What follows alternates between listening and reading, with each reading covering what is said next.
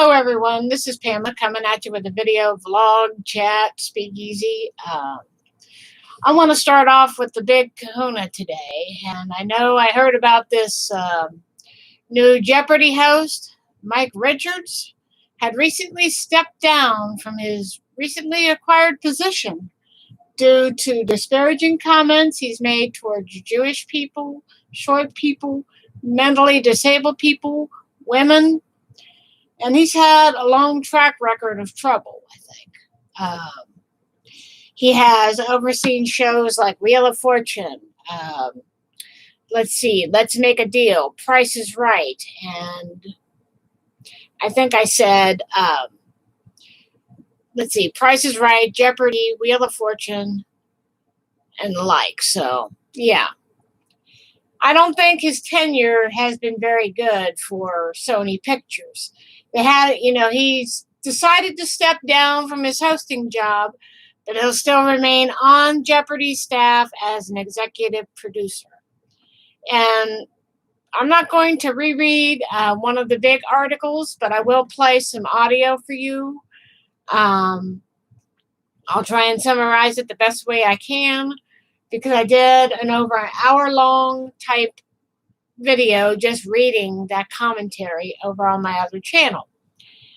But yeah, it seems like he has a long history of having trouble in the industry in terms of how he treats women, how he talks about Jews, and some other problems that he's had. And he's had like several lawsuits to his credit. So one such woman was Claire McNear, that used to be on Price is Right. So let's get into the meat of this, shall we? As we all know, Alex Trebek died from his valiant battle with pancreatic cancer.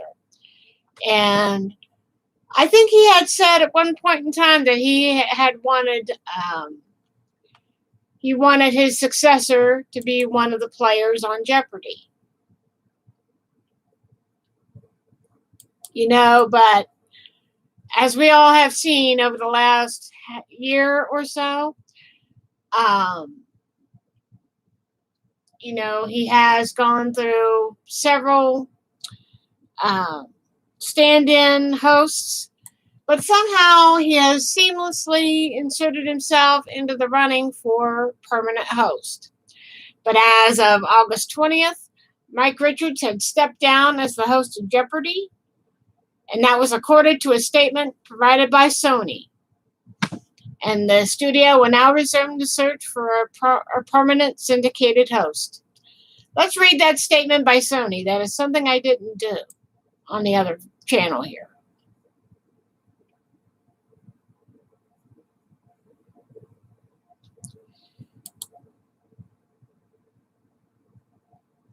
Let's see. Claire McNear has posted a little blurb that Mike had written.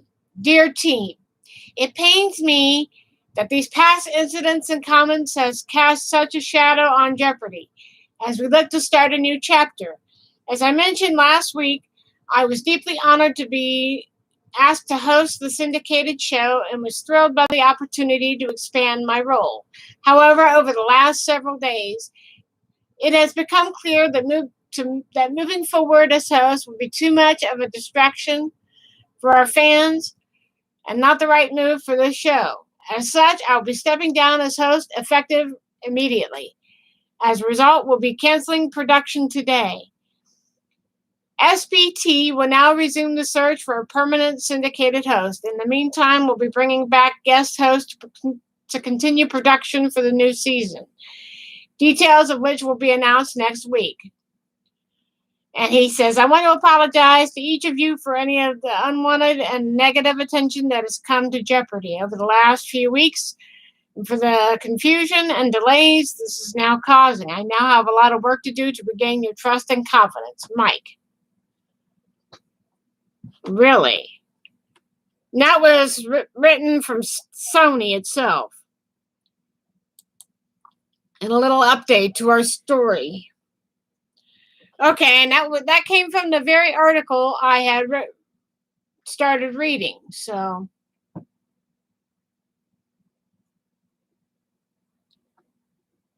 one person says on Twitter, on Claire McNair's Twitter, seriously, what is the hesitancy towards giving it to Jennings?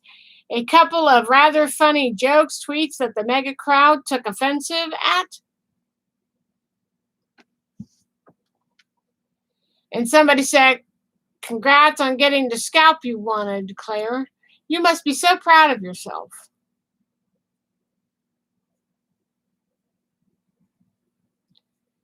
And it says, after reading this, the overwhelming filming, besides of wanting a shower, is that this guy is the antithesis of Alex Trebek. Trebek was a generous man concerned with the well-being of the sick and poor. Richards has a problem with giving a homeless person a government dollar. Wow. Holy crap. And the person who wrote that was absolutely right. Alex Trebek was a soft-spoken guy with a good heart. He's from Canada. Maybe that's why. Really. Alex Trebek was a good guy who gave back to a lot of people. In fact, when he died, he started a nonprofit that'll help house a lot of homeless people or people in need. In the article, I think I have up here, if I still have it. Shit. No, I don't. Hang on, I'll find it. I always do. But they say Jeopardy host Mike Richards apologizes for derogatory comments made in an old podcast. And, the reason why they apologize is because they have been found out for who they really are, who they really and truly are. And it's really pathetic, and it's very scary if you think about it. And he just seemed to conveniently insert himself into the running for a permanent host. And like somebody said, why the hesitancy? If Alex wanted Ken Jennings to succeed him, then he should have that right. Let's see here. Let me see if I can find that one article that I had read here.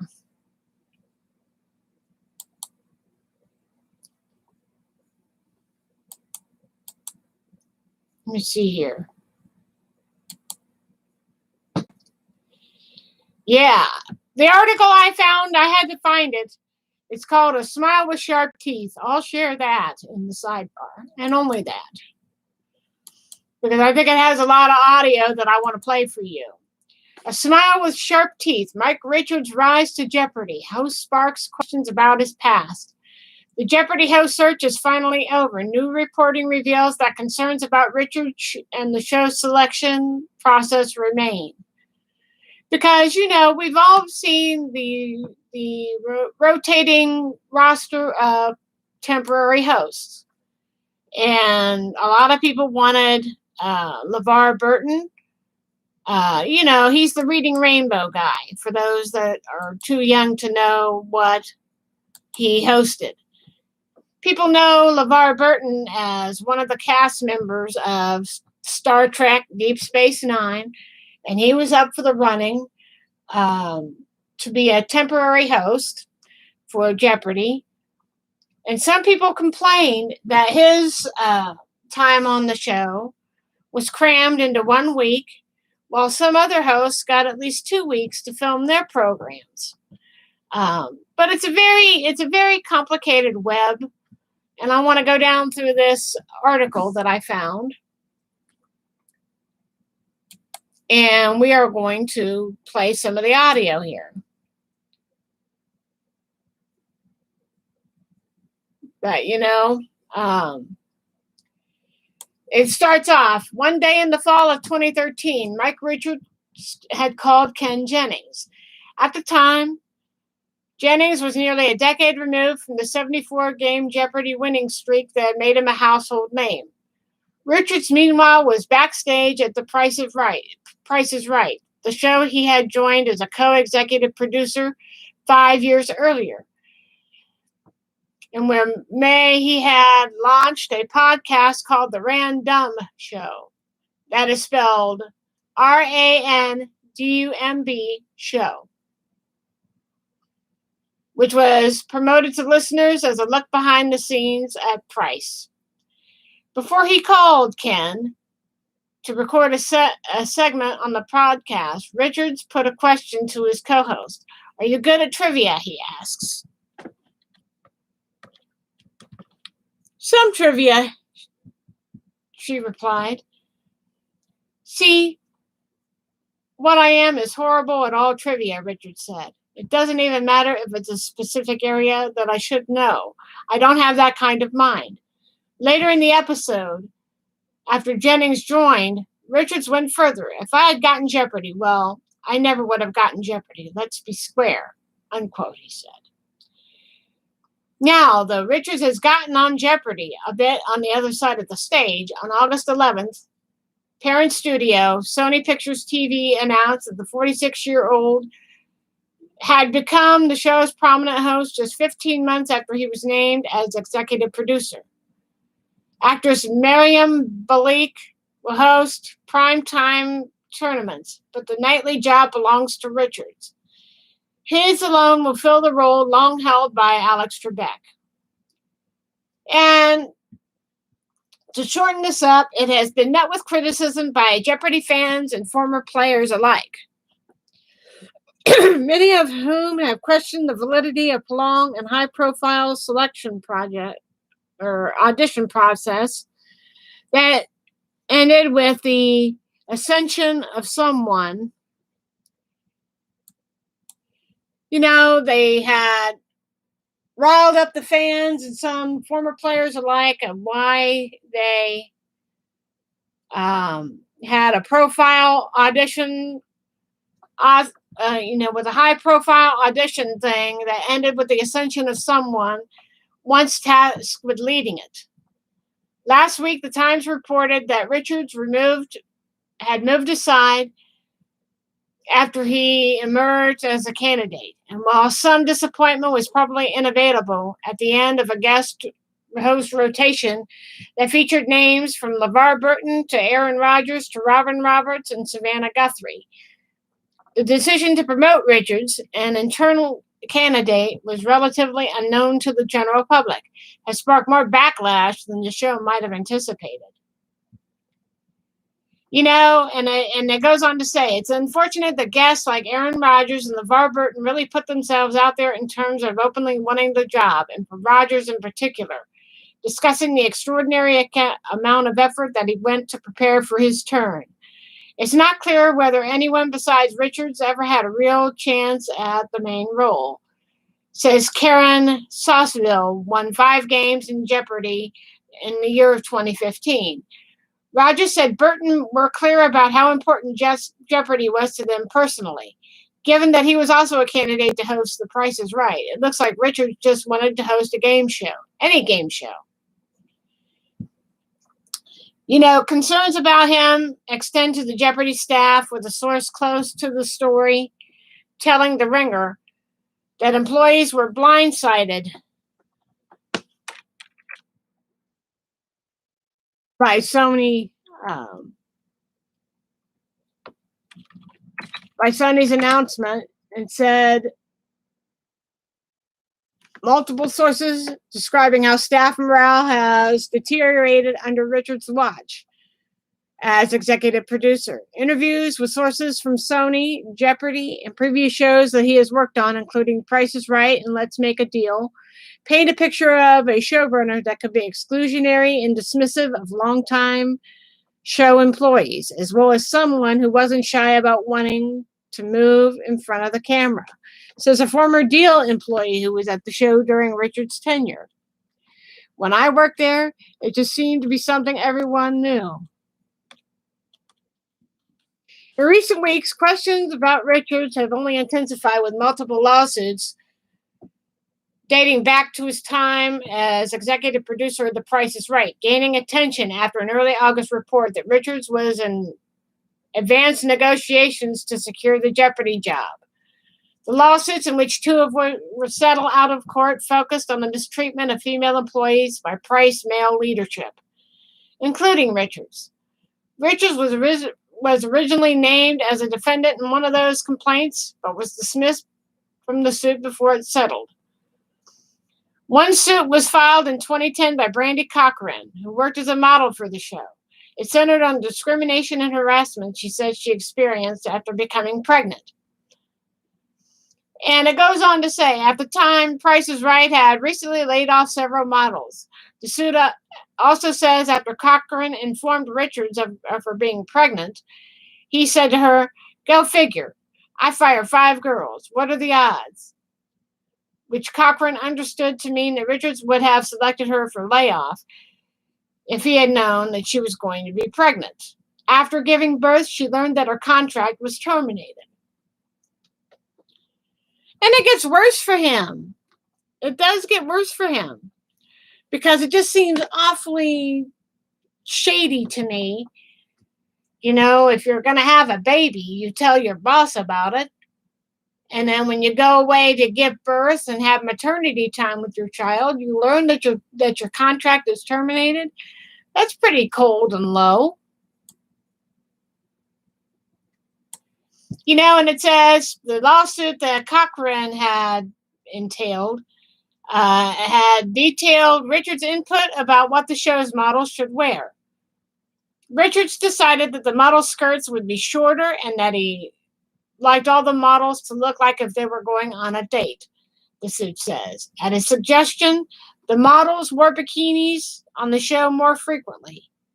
On August 9th, Richards emailed a statement to the Jeopardy staff to deny these accounts and address concerns about the culture he helped foster at The Price is Right. These are allegations made in employment disputes against the show. He wrote, "I want you all to know that the way in which my comments and actions have been characterized in these complaints does not reflect the reality of who I am or how we work together on The Price is Right." And you can go to Claire McNair and you can read about all the posts that she has on this situation. I think it's just, it gets worse.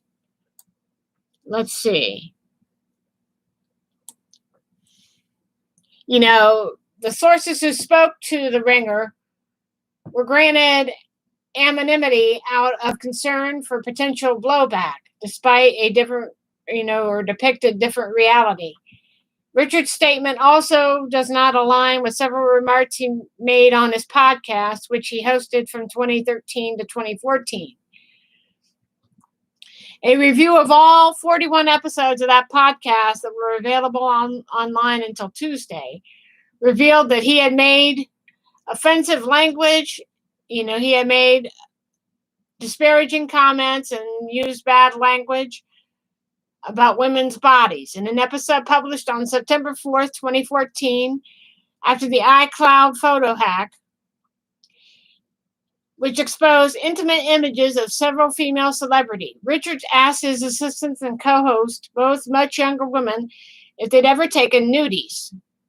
When his co-host said she had sometimes taken photos of herself when she thought she looked cute, Richards responded like, "Booby pictures? What are we looking at?" And I'll play the audio. And I'm going to go down and look for the other audios. Because it gets worse for him. Well, okay, let me ask you a question. Okay. Have you ever taken a nude picture? I'm not answering that question to you, Mike Richards. Answer it right now to your fans. Have you? No, I haven't. Yes, you have. I have not like naked. I've taken like cute pictures of myself that I thought What does that mean? Cute. What does that mean? I thought it was like so cute. Like booby pictures? What are we looking at? Oh, God. And then he goes on to make slams about women in one-piece bikinis or swimsuits. And it goes on to say here, I'll play the audio so I could spare you my reading. I could find it.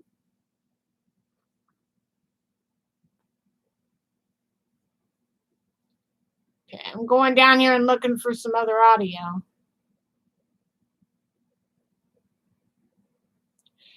Well, let's go down here and see here. You know, he says about the women in one-piece swimsuits. They make women look really frumpy and overweight, echoing the portion of Cochran's lawsuit that mentions Richard's preference about swimwear. So, hours after The Ringer asked Sony and Richard's agent about the Roundup show, audio of every show was pulled down and the podcast hosting site deleted. Richard subsequently issued a statement to The Ringer. It's humbling to confront a terribly embarrassing moment of misjudgment, thoughtlessness, and insensitivity from a decade ago. Looking back now, there's no excuse, of course, for the comments I made on the podcast, and I'm deeply sorry. The podcast was intended to be a series of irreverent conversations between longtime friends who had a history of joking around. Even with the passage of time, it's more clear that my attempts to go down here. Let's see if I can get that to come down. His attempt to be funny, even with the passage of time, were provocative and not acceptable, and I have removed the episodes. My responsibilities today as a father and a public personality who speaks to many people in my role in television means I have a substantial responsibility.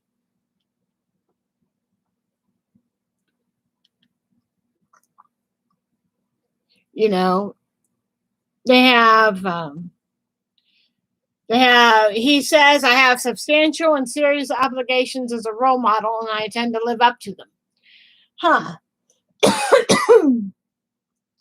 Should have thought about that before you did your damn podcast, you cock. You know, I'm going to bring up this post here, I'm going to bring up something that is very good sage advice. That what you do online lives forever. The damage you do lives forever, and his disparaging remarks about women in bathing suits, I'm sure I'll find the audio when I look at some other articles. But he has made disparaging comments about women in swimsuits. He's made comments against mentally deficient people. And I have a niece with autism.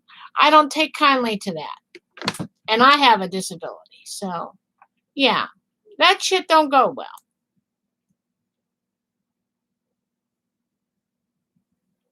And they said that the podcast was not aware to Sony until they were notified by this thing they call The Ringer.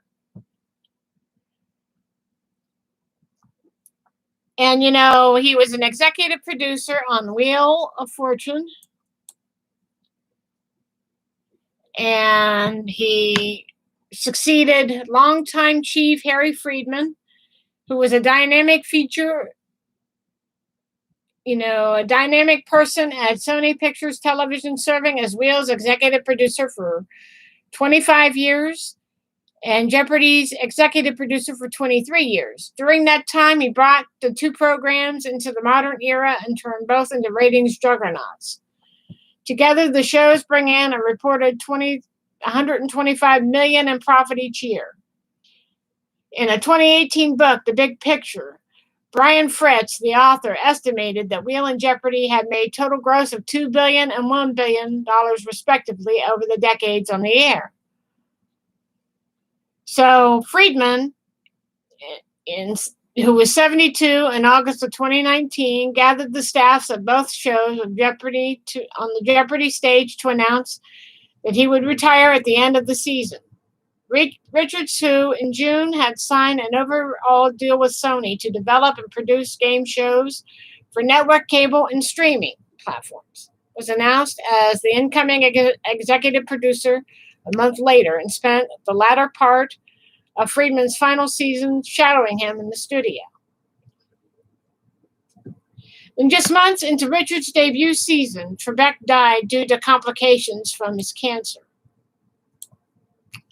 coupled with the recent departures of several key people, including the longtime head of the contestant department, Maggie Speak, and stage manager John Lauderdale, and taping difficulties caused by the pandemic, left many staff members working from home, which was a widespread perception internally of a power vacuum. One source close to Jeopardy said a senior Sony executive was eager to fill it.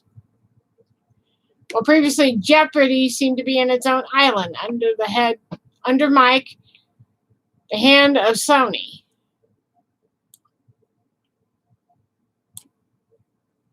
Let's see here.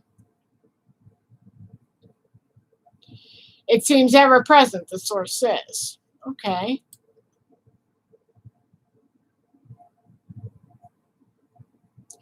And they were talking about the process of finding a new host and the rotation of big names coming through. And they said, since January, when Richards inserted himself into the hosting lineup and became a candidate for the prominent job, confusion has swirled around how much influence he had over a process in which he himself was a contender, according to many sources. That influence manifested in many different ways. So you could go through and read some of this article, but I'm going to play some more audio if I can find it. I think it's just rather scary if you think about it. They have a video of this asshole in here, but I'm not going to play it.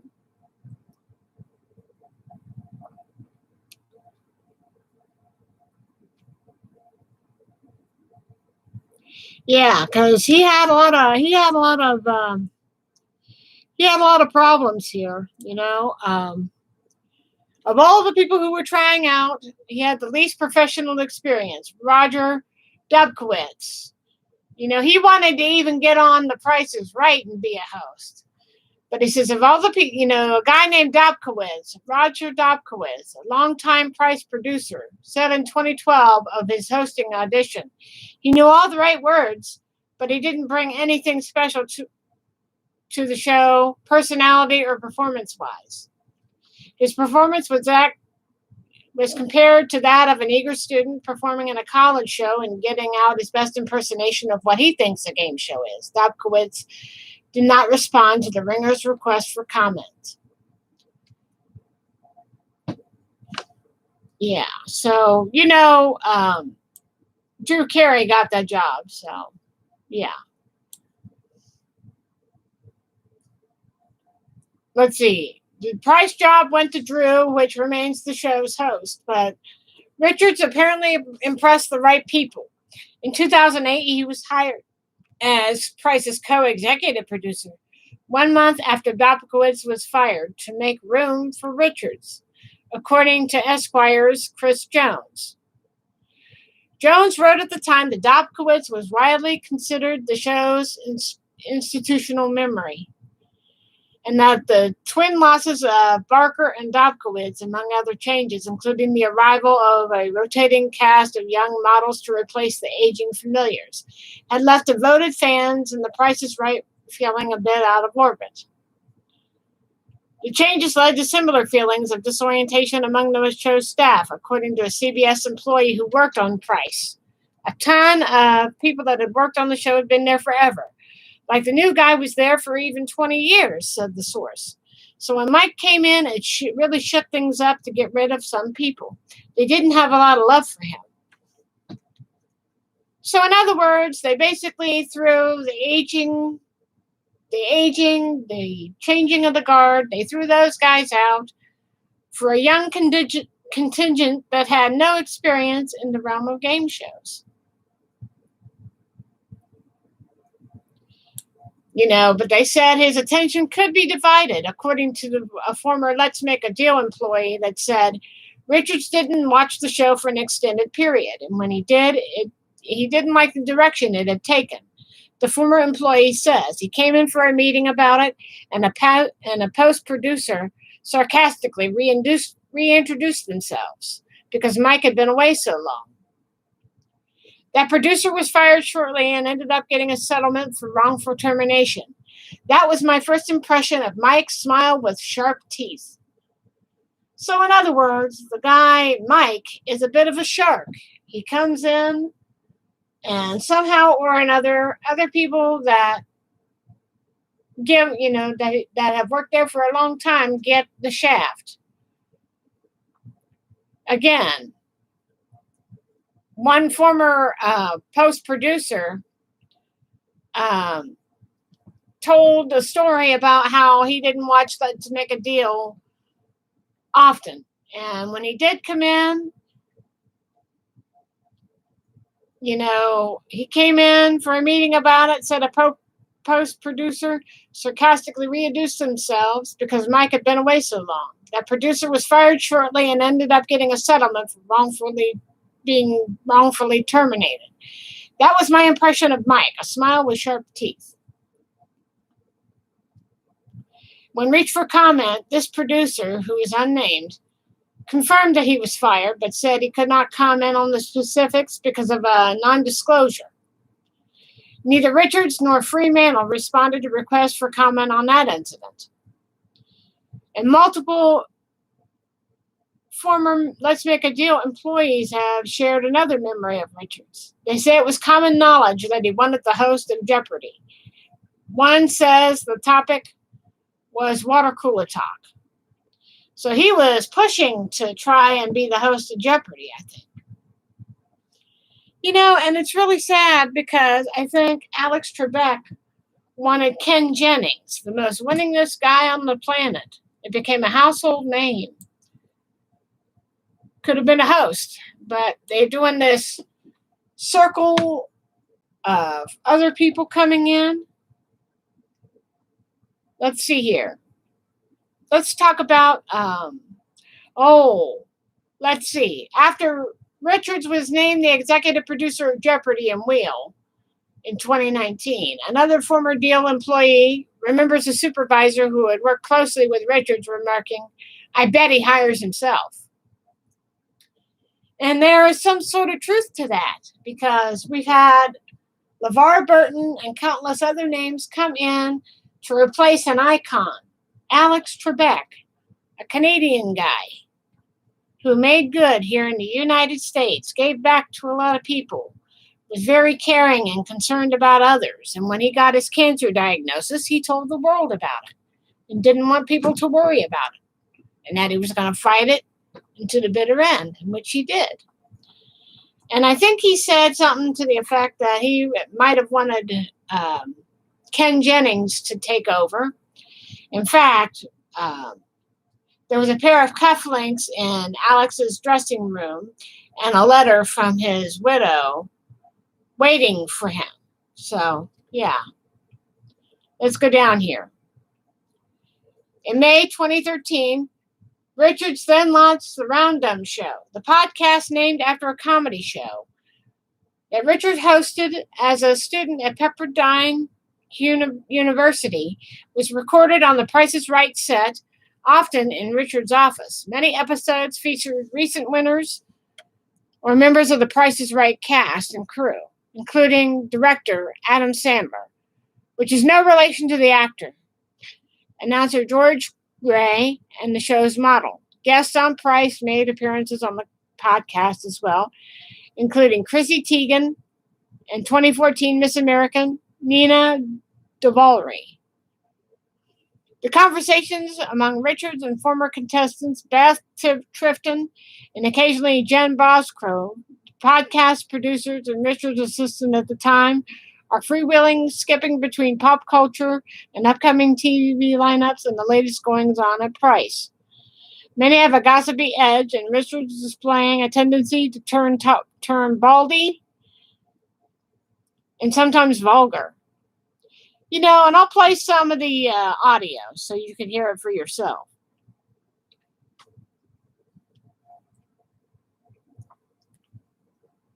And they talk about how one of them worked as a model. So here we go. Here's some of the audio that I have long promised. Here it is. It's ingrained into the article here. Hold on.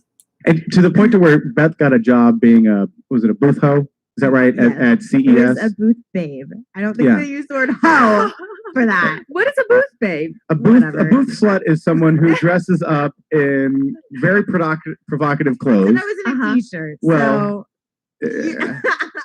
she was in a white t-shirt contest. And Tifton did not respond to multiple requests to speak about that podcast.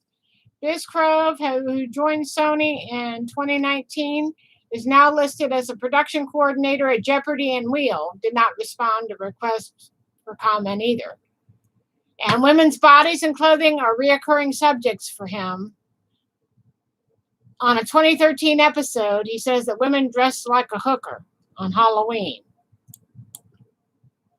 Let me go back here and see if I can find it here. Damn, I hate this computer.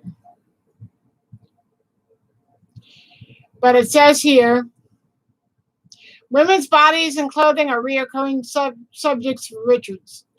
In a 2013 podcast, Jesus Christ, he said that women dress like a hooker. On Halloween, on another, he tells a story about a former Price employee who had taken up baking. He said, and I quote, "We said that we are going to have to saw her out of her room because she was going to be so giant that she wouldn't be able to fit through the door," unquote. When discussing weight gain, Price announcer Gray says, "There's a lot of guys that would not be entirely upset with a petite woman that's curvy." Richards repeatedly uses the term Huskadoo. He saves his praise for Elizabeth Hasselbeck, the former co-host of The View and Fox and Friends. She's like my kind of type, blonde, good looking. And then they go into a discussion about a photo of Tifton standing by two friends at a lake. He says, genuinely unattractive, not good, not becoming, not flattering, Richard says. But the swimsuits have made her friends look really frumpy and overweight, which prompts the following exchange. And I'll play the audio so you can hear it. So I know there's audio of that, so.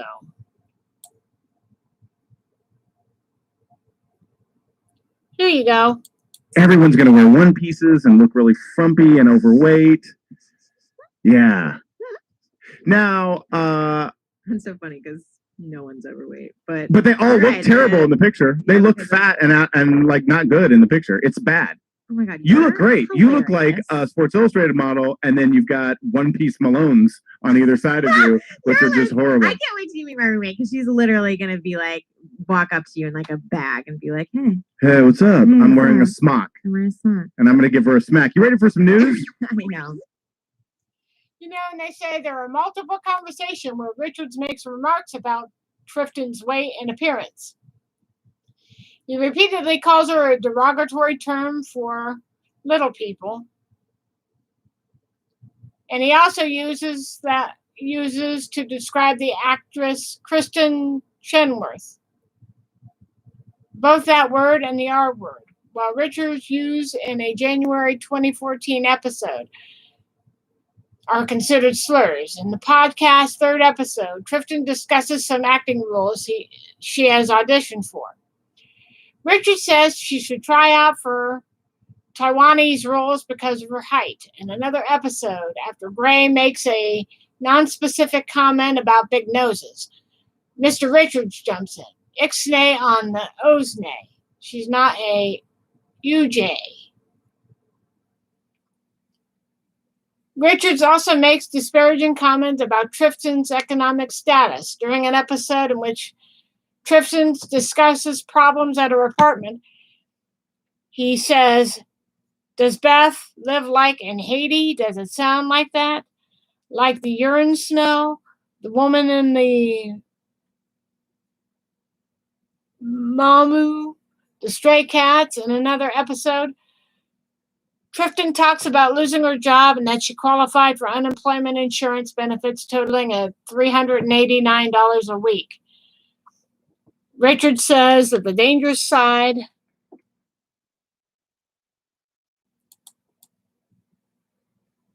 The dangerous side about the crack is that you took is everyone is like you, but everyone can collect unemployment. That is why we have so many people on unemployment right now, which is why we have so many people on stamps. Because if you get unemployment and food stamps, you'd be like, good Lord, I'm making, you know what I'm saying? And you can hear the audio for yourself. I don't do it justice. I know it's early in the morning.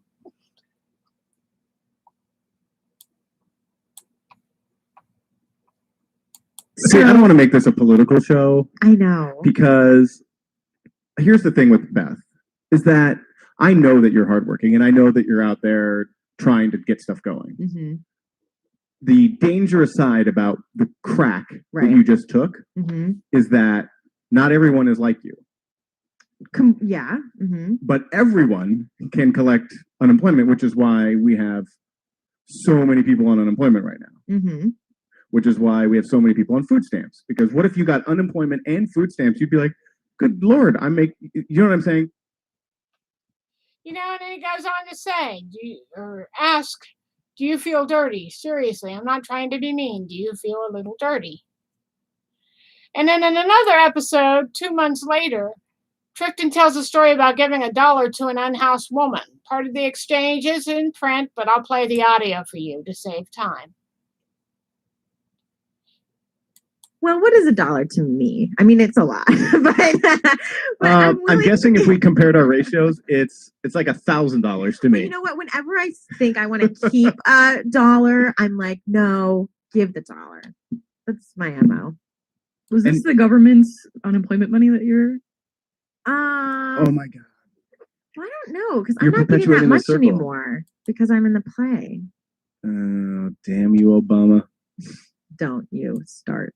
No, that's amazing. If you gave away money that was given to you by the government, that is the best story ever told. Over is it over now? That's literally Jen, cut. That's the circle of no life. No, Mike, it was just that's the sound of America going down the toilet. I thought that she needed it so she could get like some. She didn't even ask you for it, or some crack, or some meth. Let me play that again. I didn't catch the Obama slam before when I talked about this on my other channel. Again, Miss Trifton was trying to help a homeless woman, gave her $1, and then he says, that's the sound of America going down the toilet. But I didn't hear the crack of Obama until I really took a chance and really listened. But let me play it again, just so you know what I'm talking about. I'll play it 2 more times. So hang on. Well, what is $1 to me? I mean, it's a lot, but I'm guessing if we compared our ratios, it's like $1,000 to me. You know what? Whenever I think I want to keep $1, I'm like, no, give the $1. That's my MO. Was this the government's unemployment money that you're? Oh my God. I don't know, because I'm not getting that much anymore because I'm in the play. Oh, damn you, Obama. Don't you start. No, that's amazing. If you gave away money that was given to you by the government, that is the best story ever told. Over is it over now? That's literally cut. That's the circle of no life. No, Mike, it was just that's $1. The sound of America going down the toilet. I thought that she needed it so she could get like some. She didn't even ask you for it, or some crack, or some meth. Oh God, there's a lot of people that don't have jobs, man. You know, but here's the irony of the whole thing. In the article, it says, but Richards himself has recently received government assistance. According to Small Business Administration data made available by government watchdog group Accountable.us, a consultancy that was incorporated in 2018 and lists Richards himself as the CEO and sole shareholder, received a federal paycheck protection payment loan for $127,906 in May of 2020, as well as COVID-19 economic injury disaster loan for $150,000 later that year. Richards did not respond to the Ringer's request for comment about these loans. And Richard's podcast comments about the unhoused woman stand in contrast to the actions of its Jeopardy host predecessor. One of Alex's last major gifts was $500,000 to the Hope of the Valley Rescue Mission, to which the show contributed another $250,000.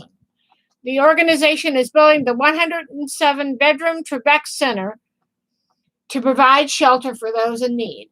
Let me say that again. Unlike Richards, who bitches and complains about giving somebody who is homeless or down on their luck $1, Alex Trebek has always given back. And one of his last gifts was to donate around $3,000 to the Hope of the Valley Rescue Mission, to which the show contributed another $250,000. The organization is building the 107-bedroom Trebek Center to provide shelter for those in need.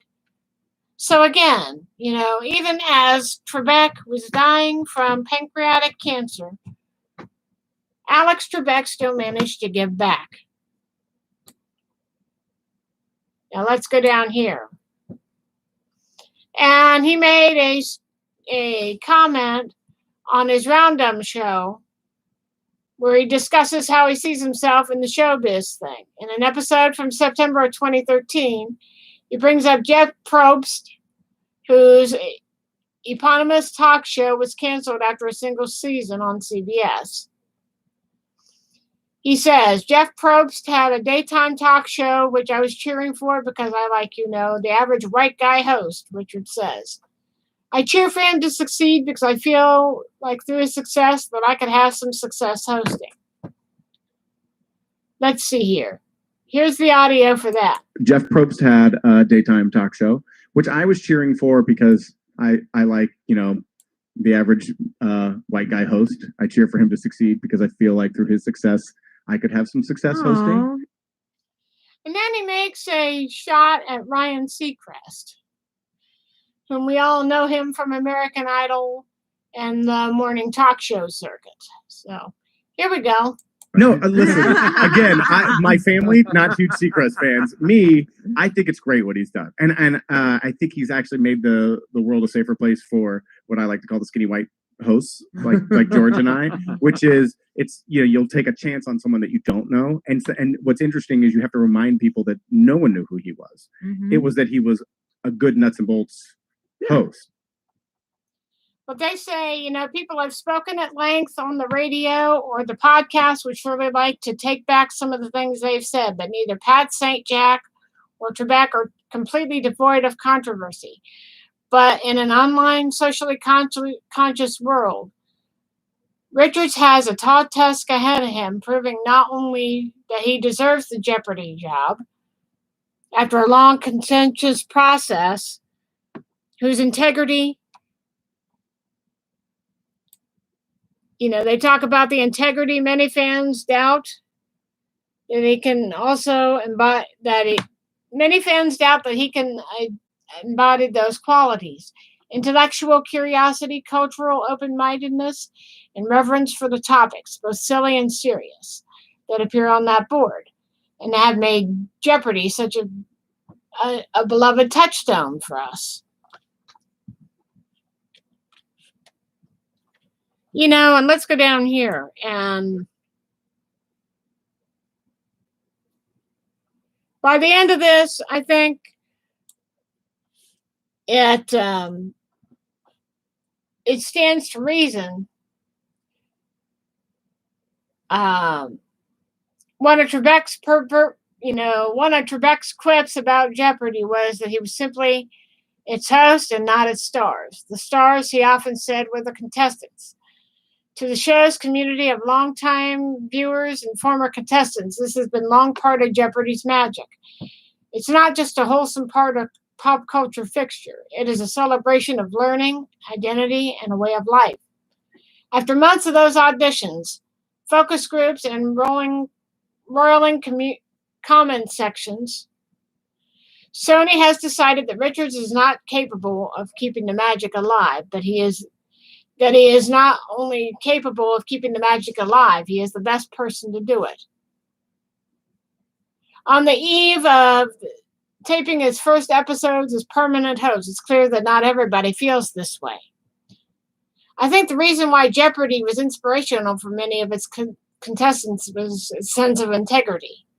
So Sauceville, the 2015 champion, there was something about the show and Alex hosting of it that elevated it above other game shows. The baggage that Mike has brought with him from his other experiences as executive producer, as well as the optics of what comes as across as a self-selection as host, have tarnished that. I think there's a real danger of Jeopardy becoming just another syndicated show, and that makes us concerned for its longevity and standing. And I'll end it right there because, it does seem rather fishy. They have these roundabout tryouts of famous people trying to take the podium that Alex Trebek had made famous well over 36 years ago. And, nobody could fill Alex's shoes. Nobody. But I think if they had went with Ken Jennings or LeVar Burton, I would have understood if they went with Ken Jennings because, they had a long-standing run together, he and Alex. In fact, I think Ken helped author some of the book, the audiobook, and the answer is that Alex Trebek had done before he died. I think if they went with Ken Jennings, I think the show would be running without problems. But I think it seemed awfully convenient that this so-called host got booted because we found all his dirty secrets in the closet, as it were. But, as they say, the stuff you do and you post it online, it'll live forever. Trust me.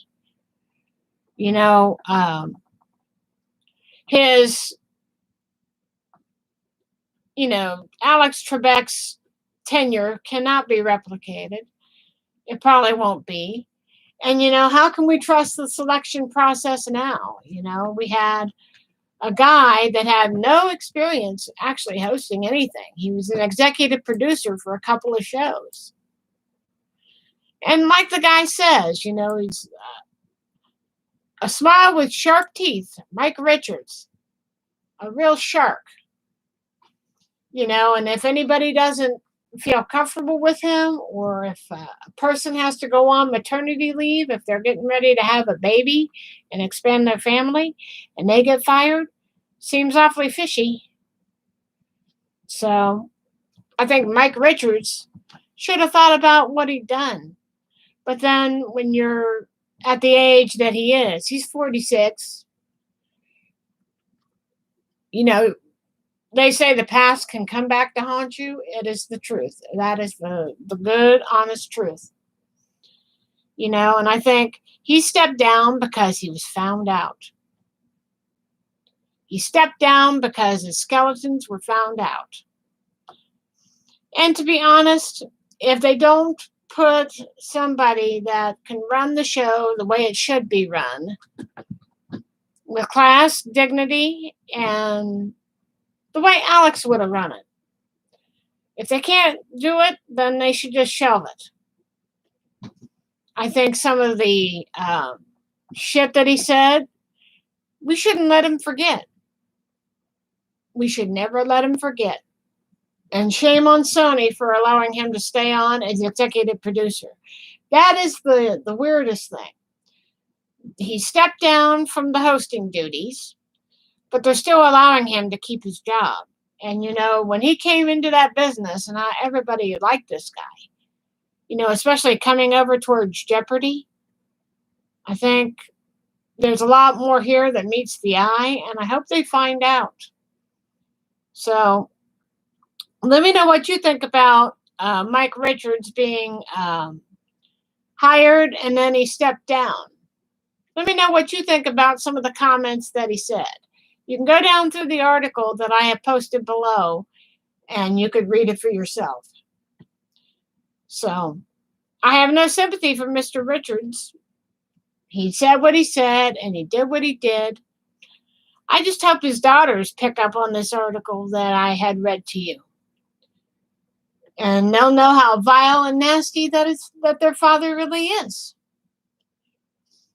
You know, a lot of youngsters out there have a lot of problems with body image, you know, and some people are born thin, you know, or they have a mental or physical disability that is not their fault. And you have a chump that does something like disparage them, they're not worth being in my zip code, much less in my side of the country. Not going to happen. But go back and you could look through this article. You could play the audio clips. They're embedded in the article, and you could see everything for yourself. Try and have a good day, everybody, and I'll get back on here and talk with you tonight. Thank you for listening and watching. Take care. Bye.